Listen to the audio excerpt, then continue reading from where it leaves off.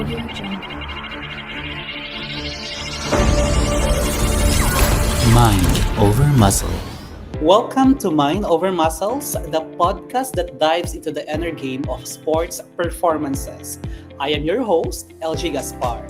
Today's episode is titled Game Changer: Breaking Through Fear, Perfectionism, and Self Doubt in Athletes.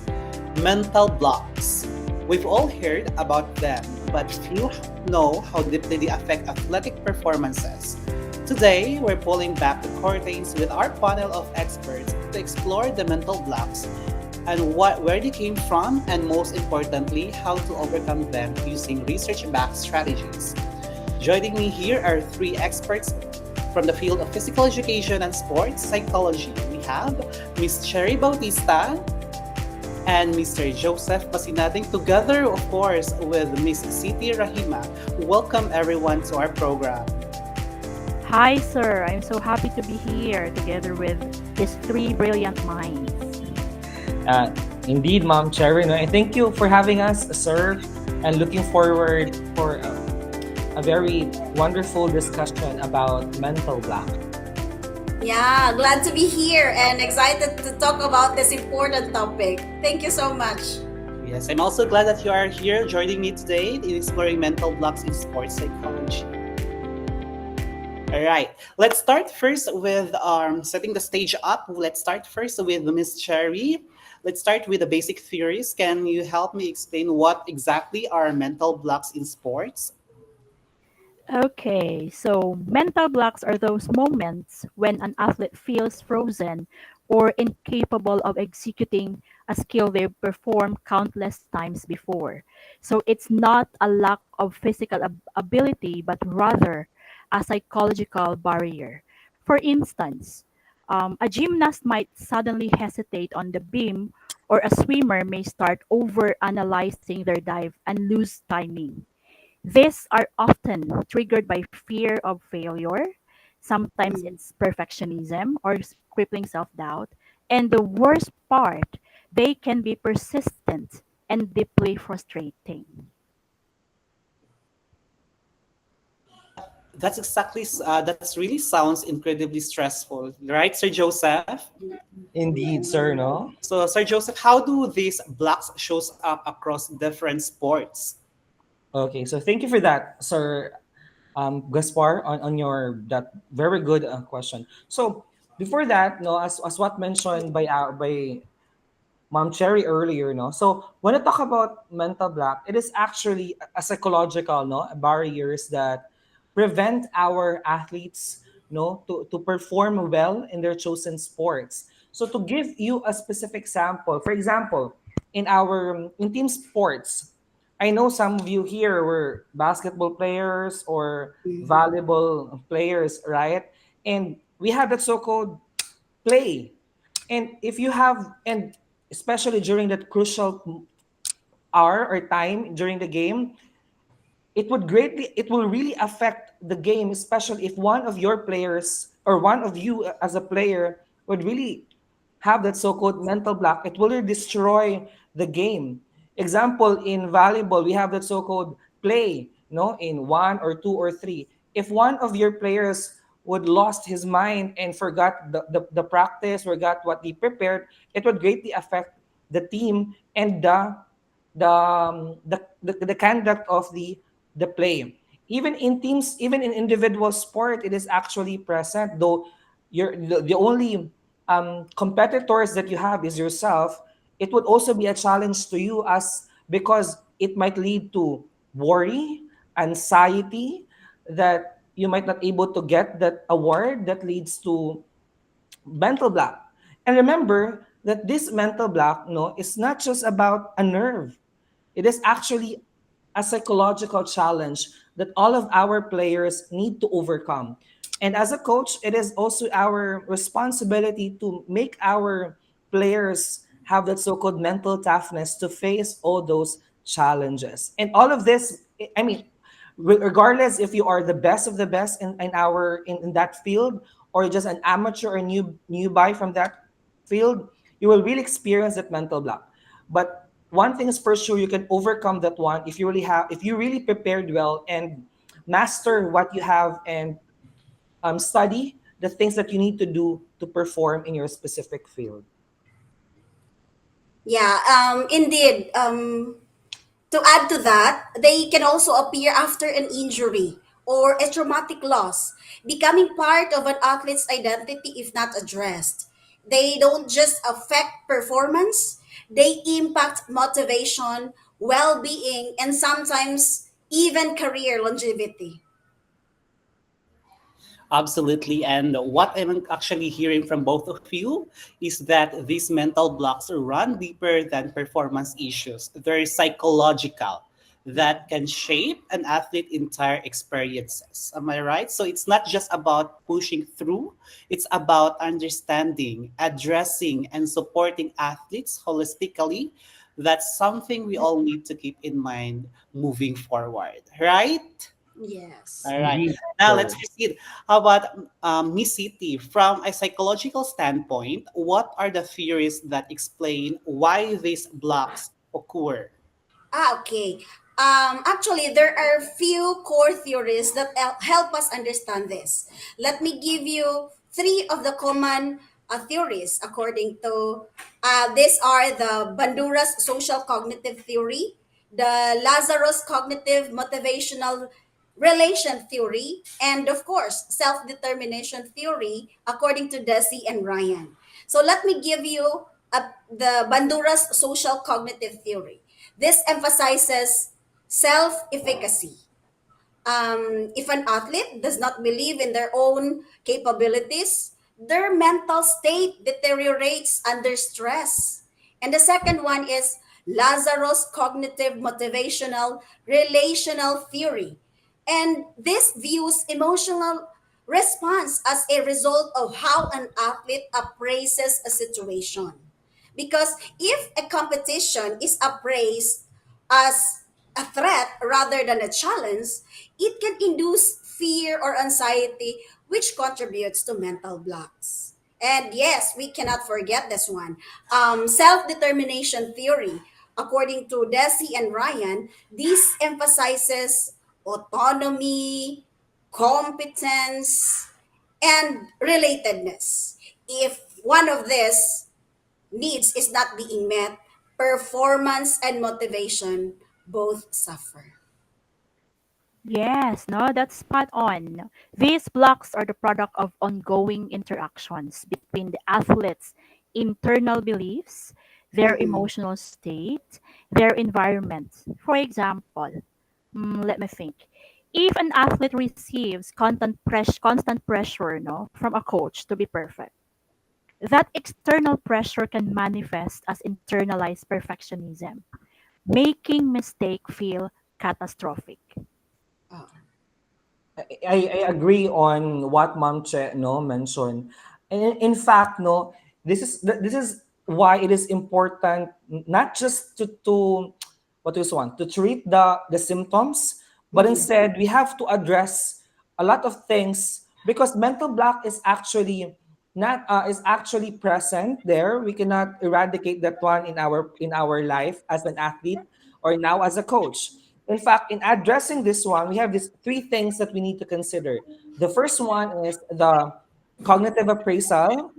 I don't know if you're familiar with that. The motivational context, the word motivation is really important, no? In the cultural messaging. So what is this? What we call this one? This sorry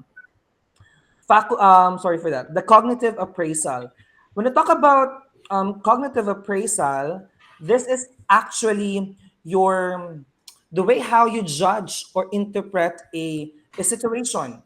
No, if you think that this event would help you, you'll be motivated. But if not, you will really face a big challenge, no, that lead to mental block. One of the reason why we are mental block because we're not prepared. True. So if you yourself knows that you can do it, no, you assess that I can give my best in this performance because I am prepared, Mm. then mental block will just be part, but not totally eat you as a human being or as an athlete. Aside from that, motivation. If you are driven by external factor, like you are pressured by your family, you are pressure of a lot of external factors, the tendency for that is you are not intrinsically motivated, and it leads to decreasing your performance. It will decrease, it will eradicate what you have all prepared, that lead to failure. And that's the most difficult thing to accept as a player, because you prepared a lot, then you failed because of mental block.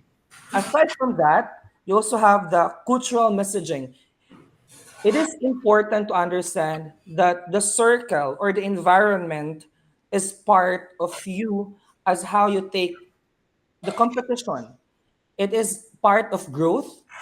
And if this society that you are part or belong is supportive, chances are you'll get less pressure.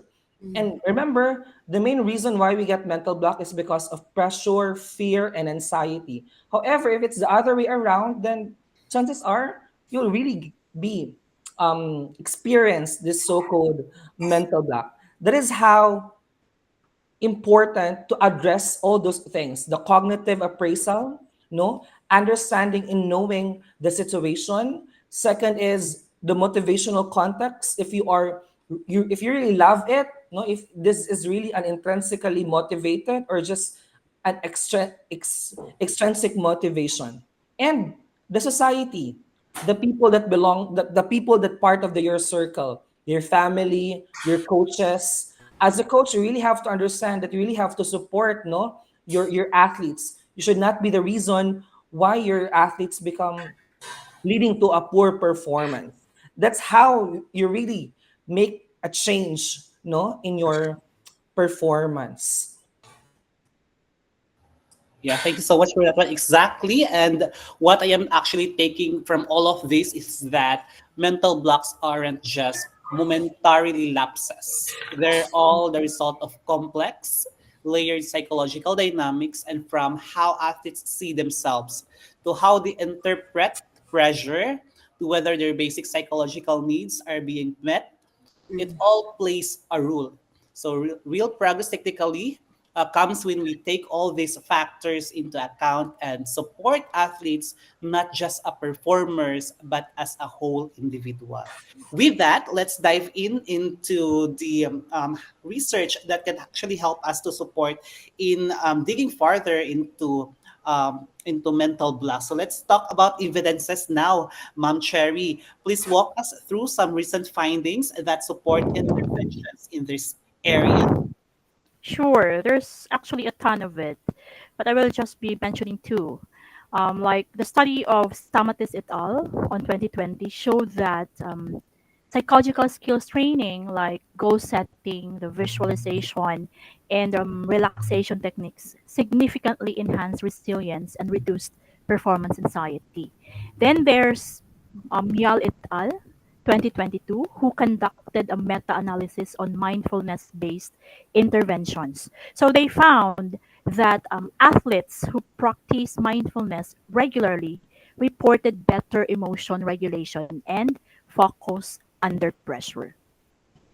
To add on that, no, it is very important to take on that so-called mindfulness. You really have to be mindful of everything that you do. But aside from that, it is also one of the research of Noetzel, no, way back in 2023. He highlighted the importance, no, of our coaches who were trained, no, in emotional intelligence or mental health literacy, would better equip and help athletes overcome mental barriers. No, it is very important to understand. I know some of us here were coaches, some of us here were part of a team, and we understand the value really of those coaches who supported us, not just to train us physically, but to motivate us intrinsically. It is not just about, about athlete training. It is actually about the holistic ecosystem support. Who are this ecosystem support?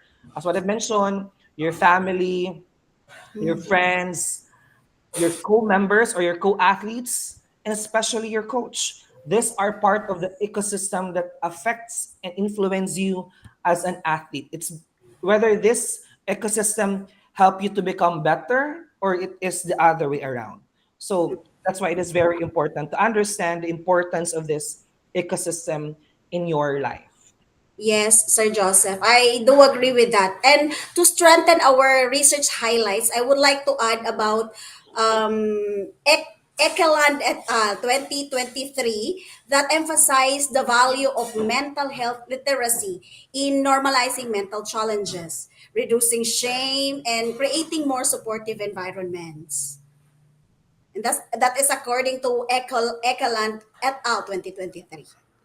That's incredibly compelling, everyone. What stands out about all these findings is that overcoming mental blocks isn't just a matter of individual effort. The research clearly shows that when athletes are equipped with psychological tools like goal setting, mindfulness, and relaxation strategies, they build not just performance capacity but resilience also.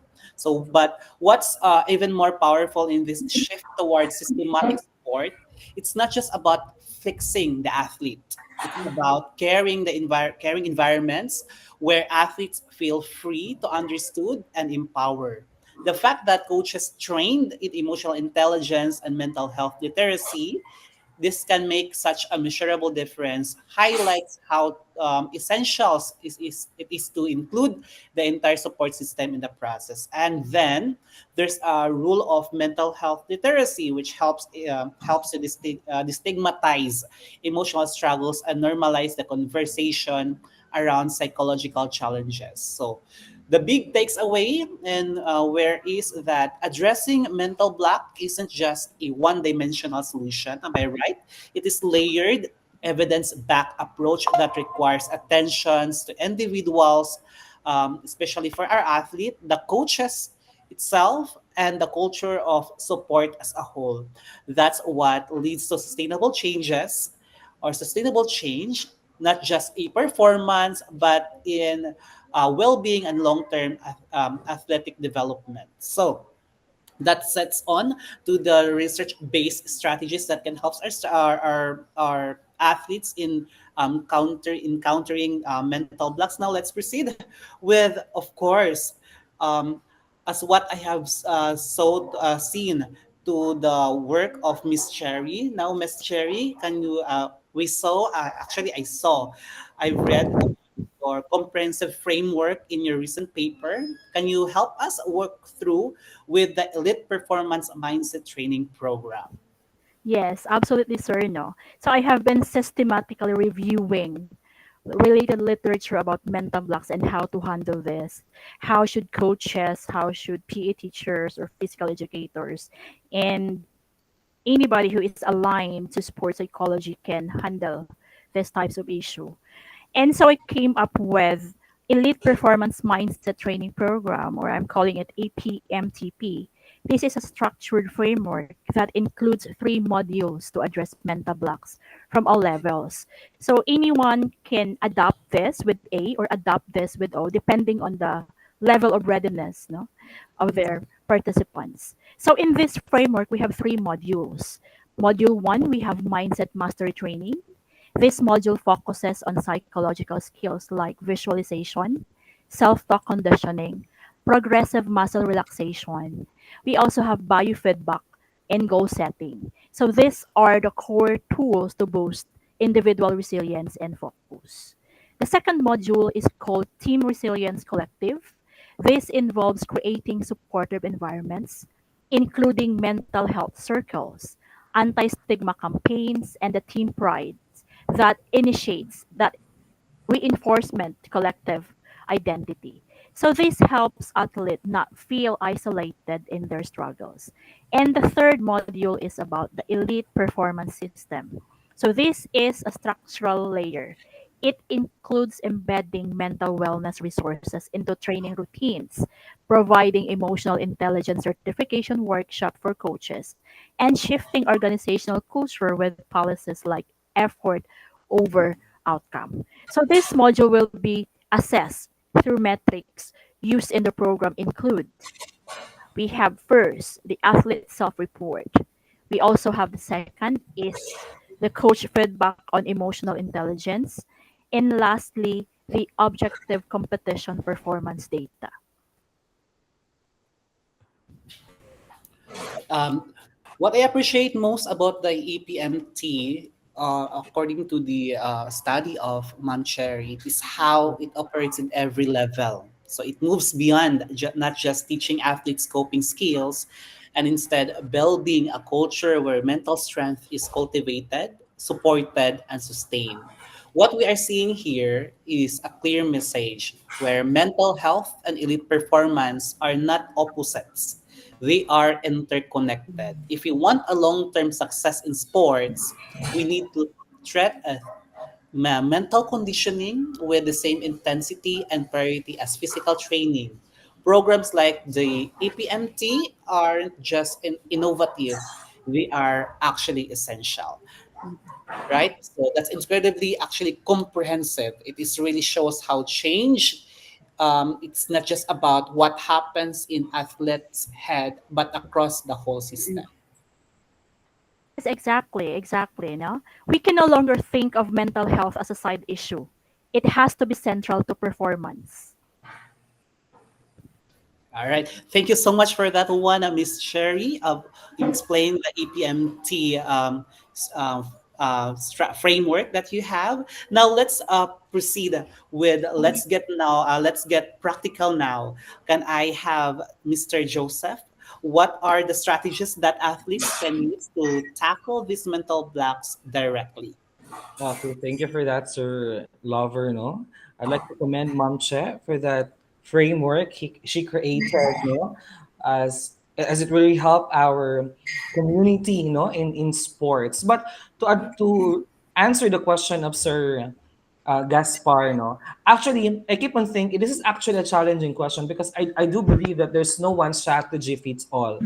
It really depends on the the background of our athletes. No, if he or she came from a healthy environment, he can somehow address those mental block on its own. But if that person really came from a very challenging environment, that's another story. But anyway, I have here some, um, let's say, backup by studies as supported. I think the first thing that you really need to know or to understand in a practical way is to have the psychological skill training. Because as what I've mentioned earlier, you are not just enhancing your physical well-being, but instead it how the different dimensions of health work together, including your mind and your body. So, what is this psychological skill training? This is actually a structured program that help athletes develop their mental skills and to enhance performance and cope with pressure as one of the main reasons why our athletes suffer the so-called mental block. Now it includes like you set your own goal, but a goal that follows the smart, a goal that is attainable, that is realistic, Then visualization. Are you familiar with mental imagery? Wherein it didn't happen yet, but you are thinking of the possibility just really to reduce your anxiety, your fear. But aside from that, your self-talk, it would make you less if you talk to yourself for as long as you are still aware, on which is true and which is not true. Because if you are not aware of already not true, then that's another problem. That's why it is very important to understand and to talk with yourself, to reflect, on the things that you need to improve. Then the very common relaxation and concentration training. I don't know if you're fun with volleyball. One good thing that Coach Itai taught to her player in volleyball is that when they're just seated in the bleacher or in the other if they are not in the court, they will just sit there and close their mind and concentrate and think of the things that they can do and improve once the coach will allow them or put them inside the court. That's a good way in enhancing your a practical way to develop and to eradicate mental block. Next is you can use, let's say, a mindfulness. No, I think it was discussed thoroughly earlier. No, is the practice of being fully present, no, and accepting in the moment without judgment. No, arousal regulations refer to managing your physical and emotional energy levels to reach an optimal state for performance. Again, it's still up to you how you use that pressure, no, that stress, because as we all know, there are two types of stress, a negative and a positive stress. So if you will be using the positive stress, then better. No, it will really help you to become a better athlete. But if you will use the negative stress, it will really affect your performance as a player. Then motivational strategies, no, integrated into practice. These are methods for our coaches. Sino ba, who among you here are coaches? Ano? The in athletes to maintain a high levels of motivation during training and competition. It includes a constructive criticism, like feedback. No, we do not sugarcoat. It will not help our athletes, but a constructive criticism is better. Are rewards maybe to be given? Well, of course, extrinsic is not is I mean, intrinsic motivators is way important than extrinsic, but we can also use that one. No, the rewards, no, the challenge goals in creative. This is the most important.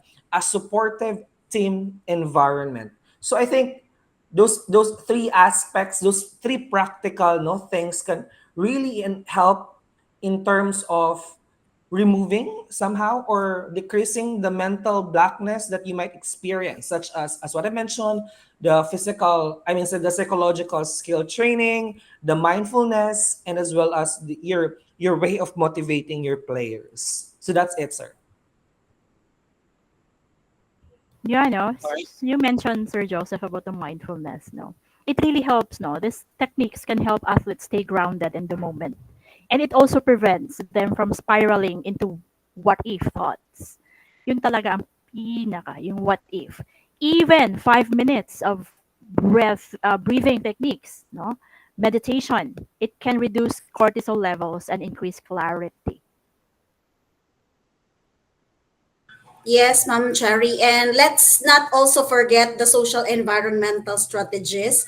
Coaches should foster a culture of psychological safety. Teams can hold mental health circles where athletes share experiences. Institutions should create mental wellness check ins and make mental health professionals accessible. Yes, indeed. Psychological skills, training, and mindfulness are powerful tools, but they become even more effective when they are backed by supportive coaches, of course, and also with their family. Open team environments and institutional commitment. More likely, if our institution is not really committed in supporting our athletes, they will not be effective as they will be in their field. So the key takeaway here is that mental blocks are best tackled through a balance of internal techniques and external support system. It's not either or, but it is both. So when athletes have the tools and the environment to thrive, that's when mental resilience turns into real and lasting performance. Right? Am I right? Indeed, sir. Indeed. All right. Now, there Yes, we are are. We agree. Wow, thank you so much for that one. It's really nice to have this conversation with our experts. All right, there are definitely layers here in cultural ethics and consideration. Can I ask Miss City on how do cultural norms shape the way athletes experience and respond to mental blocks? Okay. In many cultures, especially in Southeast Asia, there's still a strong stigma around expressing mental vulnerability. Um, Phrases like "just toughen up" or "don't be weak" are common. Ethically, this puts athletes in difficult position. They suppress their issues, which exacerbates them. So part of our role as an educators is to normalize mental health struggles, protect the athlete's dignity, and embed empathy into our training systems. Indeed, ma'am. No, Mm-mm. can I add, ma'am? No. So as It is right, Mom City. No, this also means that we need to really be culturally responsive strategies. What works in the West may not directly translate in local contexts because they have different culture as our focus. No, our interventions must be adapted, no, with cultural awareness. It is right, Mom City. That's really sheds the light on challenges that hits close to our home here in our country. No, right here in the Philippines, we still hear phrases like tiis lang or bawal ang madrama. Drama ba ni mo, uy, yung Bisaya siya. As if showing emotional struggle is a sign of weakness. Am I right? But in reality, this cultural mindset often force athletes to bottle up or bottle the things up, leading to even deeper to mental blocks or mental breakdown. As mentors and educators in this field, it's our responsibility to shift what that narrative. We need to normalize mental health conversations, uphold athletic dignity, and integrate empathy in our sports system. And our absolute right, strategies from Western context, as mentioned earlier, can just be a copy paste here. We need cultural sensitive interventions that speak the language of our athletes, not just literally, but emotionally and socially. So we are divided into three main group islands, and that three main groups in our country have different cultural background. In Luzon, we have the different background. Here in Mindanao alone, we have here in Bukidnon, we actually have seven tribes of Bukidnon. So that cultural blindness that we have can actually affect our athlete also. So when we understand their background, values, and life experience, that's when we truly support them, not just a performers or an athlete, but as a human being itself. Am I right? Okay. Thank you Indeed. so much for that very wonderful discussions that we have. So before we wrap up, we are now down to our last part of our program in our podcast. Before we wrap up, I want to hear one final thought from each of you. What's your message to the athletes, coaches, or educators listening right now? Okay, I think Let's start with Miss Cherry. yes. All right. I think everyone should know that mental blocks are not signs of weakness. Actually, they're signals, no? And with the right tools, you can retrain your mind to overcome them. Indeed, Mom Cherry, no? And once again, before I have my message, thank you so much, Sir Lover, no, for having us in this podcast. My message for our athletes would say, or and our coaches and other educators would I say, don't wait until it is a crisis. Prioritize your mental training the same way how you prioritize your physical conditioning. Yes, Sir Joseph. Yes, I also would like to express my gratitude for being here because it's really overwhelming to express ourselves when it comes to sports. So, to the final takeaways that I could share, I want to emphasize the support system because it really matters.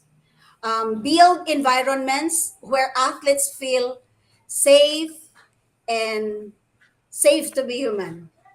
That's all. Beautifully said. To all our listeners, thank you for being part of this important conversation and mind over muscles. Remember, greatness isn't just measured by medals or records, it is rooted in mental strength, emotional balance, and courage to face what's within. Train your mind, trust your process, and know that you are never alone in this journey. Once again, I am Lavergin A. Gaspar, or Sir LJ, as most of people called me. And thank you so much, everyone, for listening. And thank you, of course, to our expert for this today's episode with Sir Joseph, Mom City, and Miss Cherry. I hope that you enjoyed our conversation this afternoon.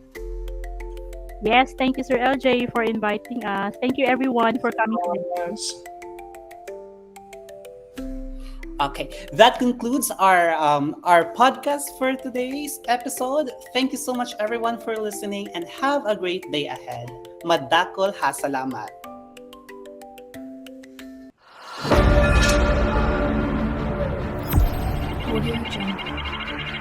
Mind over muscle.